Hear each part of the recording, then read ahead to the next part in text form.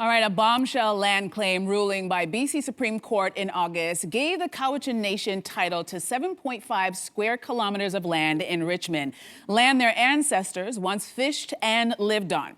Now, CTV reports that some of it is currently owned by the Crown, some by the city, and the rest by private owners, which leaves homeowners across the country wondering what this could mean for their properties. The province says it's appealing the decision, so it's not over yet.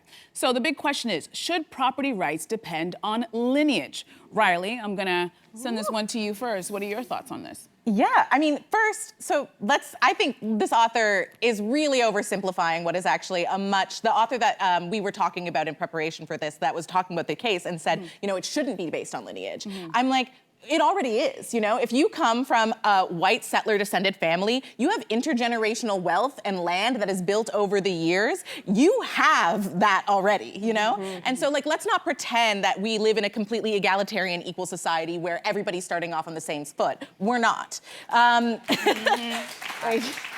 Yeah, right? And then the second thing I want to talk about is that this is a really important case, I think, not just because of the material land that this nation is getting back, but also it's because of the worldview that it says. Indigenous people have a collectivist worldview, and that everything is communally owned, not just for the generation that's currently living there, but for the generations that are going to come. And so this idea that, no, the individual landowner should be the highest form of rights that we have, that is a colonial mindset. It's one that we're trying to uphold and impose.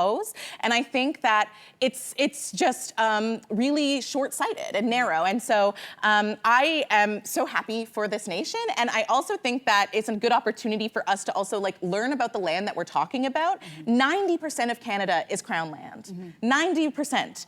Only 10% is private property. And a smaller fraction of that is even private individual property and not commercial. And so people with this idea that Indigenous people are gonna come for your land, there's a lot of land out there, guys, that we're talking about. I'm not coming for you in your cottage, I'm sorry. But it's interesting, there's a lot of fear-mongering going on. The article you're referring to was very alarmist. And so for a lot of people, it's like they hear this and they automatically think, well, then I'm gonna get a knock on my door one day and someone's gonna say, you know what, you don't own your house, which is not actually what's happening. And yet, within this latest situation that we were talking about in BC, there is, in this designated area that the judge has granted, there are a few multi-million-dollar homes. What I found really interesting is one of the guys, he didn't want to be interviewed for it, but I guess someone asked him, how do you feel about the fact that you're now caught up in this thing?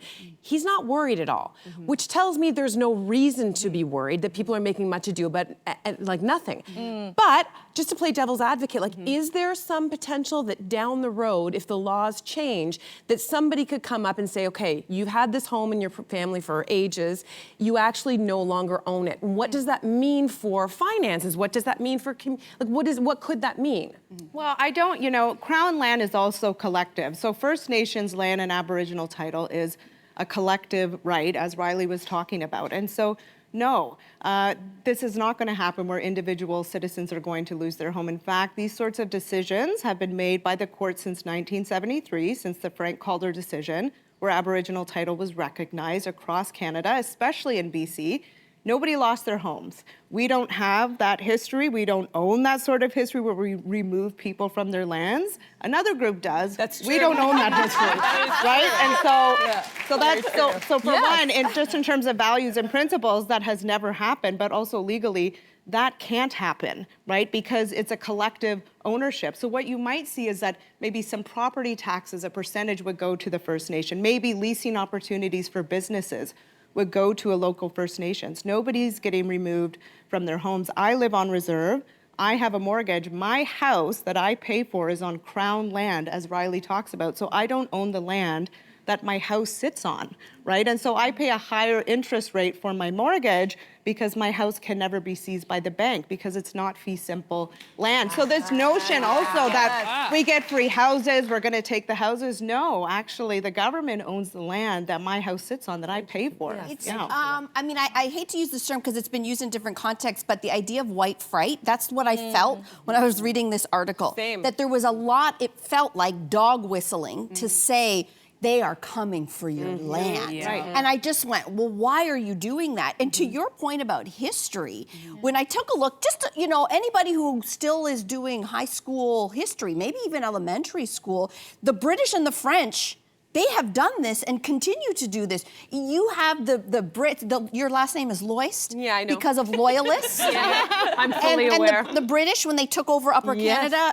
AKA Ontario, they were giving land to the loyalists who were running from the American Revolution, and they said, here's some land, come up here. And that land is hereditary. It only was able to get passed down through to the first son, usually.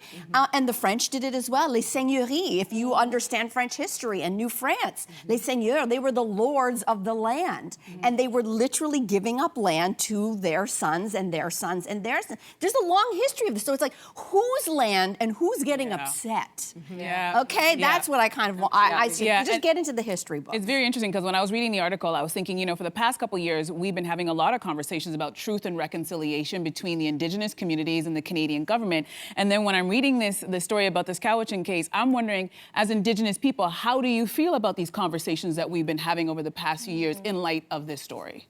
Yeah, I mean, to me, like, this is what truth and reconciliation actually is, right? It's really nice, back to maybe my conversation about orange washing, it's really nice to have these national days, to learn more, education, we do land acknowledgements now. Like, the conversation around Indigenous rights certainly has really exploded, and we've changed on that front. But how many Indigenous communities still live without clean water, who still can't get homes on their reserves? The material lived conditions that Indigenous people live with have not changed very much since the TRC came out in you know, 2015.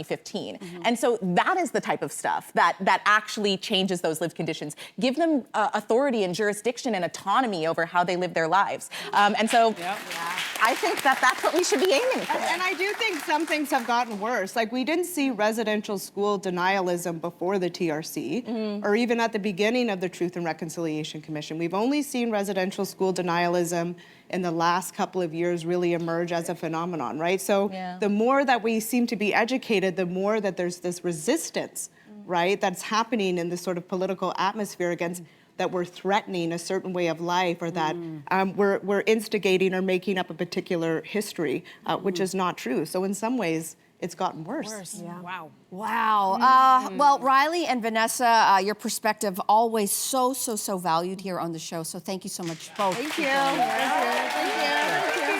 Thank you so much. Hey, you, come a bit closer. We've got so many more must-see interviews, spicy debates, lifestyle tips, and pop culture moments. So subscribe to our channel by tapping the logo below and don't miss out.